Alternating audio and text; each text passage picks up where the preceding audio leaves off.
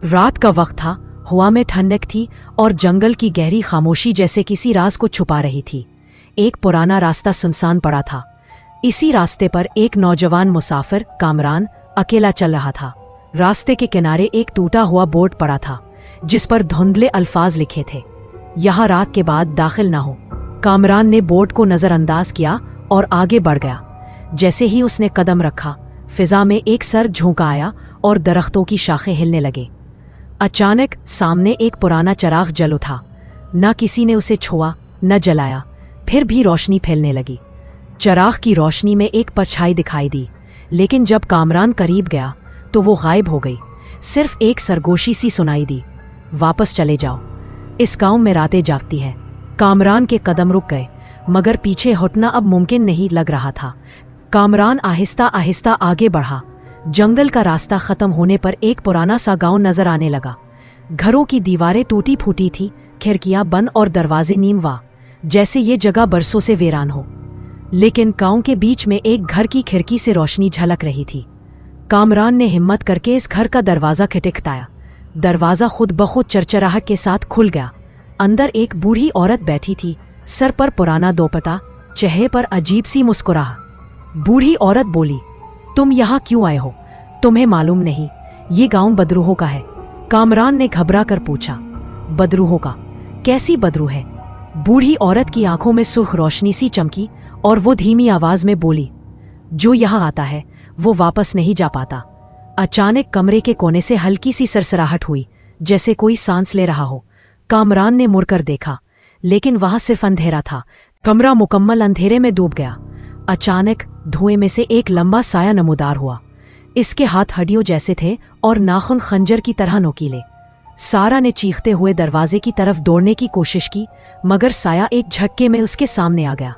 ये जगह छोड़ दो, वरना तुम्हारी रूह हमेशा यही कैद रहेगी, बदरू की भारी आवाज गूंजी। बाबर ने हिम्मत करके जेब से कुरान की छोटी सी किताब निकाली और चंद आयात पढ़ना शुरू की। बदरू एक लम्हे के लिए पीछे हटी, दीवार पर पंजों के निशानात छोड़ते हुए। अचानक खिड़की टूटकर खुल गई और तेज हवा का तूफान अंदर आ गया।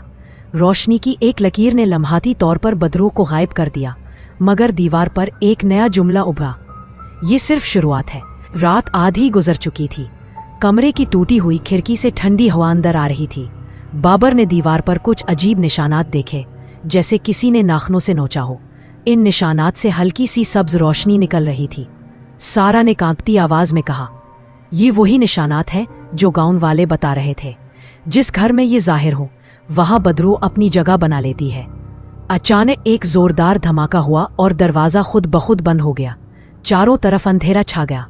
किसी ने उनके कान में सरगोशी की, तुम्हें यहां नहीं आना चाहिए था।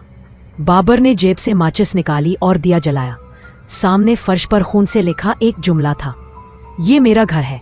बाबर ने जब वो खून से लिखा जुमला देखा, उसके हाथ से माचिस गिर गई। कमरे में फिर अंधेरा छा गया।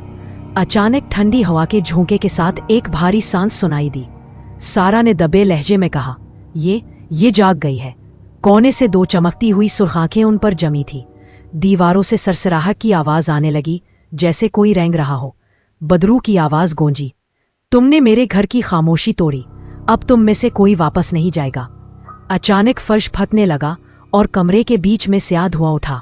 बाबर और उसके दोस्त एक दूसरे का हाथ पकड़कर पीछे हटने लगे, मगर दरवाजे और खिड़कियां गायब हो चुकी थी। कमरा मुकम्मल अंधेरे में डूब गया। अचानक धुएं में से एक लंबा साया नमूदार हुआ। इसके हाथ हड्डियों जैसे थे और नाखून खंजर की तरह नोकीले। सारा ने चीखते हुए दरवाजे की तरफ दौड़ने की कोशिश की, मगर साया एक झटके में उसके सामने आ गया।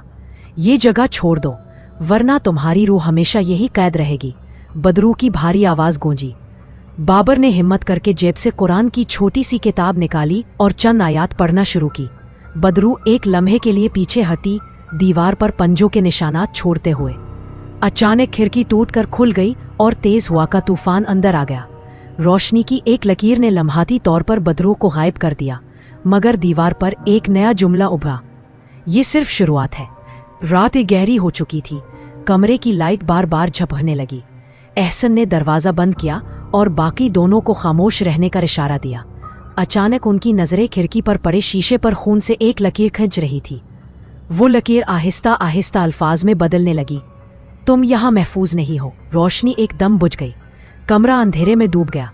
ज़ेन ने मोबाइल की टार्च ऑन की तो वो लकीर गायब हो चुकी थी, जैसे कभी थी ही नहीं। एहसन बोला, ये सब हमारी गलती है, हमने इस जगह की बदरूह को जगा दिया है, अब ये हमसे खेल रही है। अचानक ऊपर की मंजिल से कुर्सी घसटने की खौफनाक आवाज़ आई और किसी के भारी कदम नीचे उतरने लगे। सीढ़ियों से आती आवाज़ करीब आती गई, सबकी सांसें रुक गई। ज़ेन ने आहिस्ता से कहा, ये इंसान नहीं है। अचानक टार्च की रोशनी ने सीढ़ी के कोने को रोशन किया। वहां काला धुआं सा फैल रहा था, जैसे कोई साया चल कर आ रहा हो। साया रका और धीरे धीरे शक्ल इख्तियार करने लगा। लंबे कद का धुंधला वजूद, आंखों की जगह सुर्ख शोले और हाथों में टूटे हुए नाखन। बदरू की गंभीर आवाज गूंजी, तुमने दरवाजा खोला, अब तुम ही इसे बंद करोगे, अगर कर सके तो। दरवाजे खुद बखुद बंद हो गए।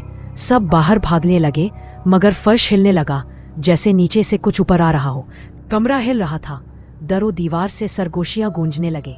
एहसन ने कानों पर हाथ रख लिए, मगर आवाज रुकने का नाम नहीं ले रही थी। अचानक बदरूह ने चीख कर कहा, ये जगह अब तुम्हारी नहीं, ये मेरी है। रोशनी एक लम्हे के लिए तेज हुई, सब ने आंखें बंद कर ले। जब खोला तो बदरूह गायब थी, लेकिन फर्श पर खून से बने अजीब निशान बाकी थे। ज़ेन ने हिचकिचाते हुए कहा, क्या ये खत्म हो गया? एहसन ने कांपती आवाज में जवाब दिया, नहीं, ये बस खामोश हो गई है, वापस आएगी जब हम भूल जाएंगे। अचानक दरवाजा खुद बखुद हल्का सा खुला, जैसे कोई अभी भी बाहर खड़ा हो।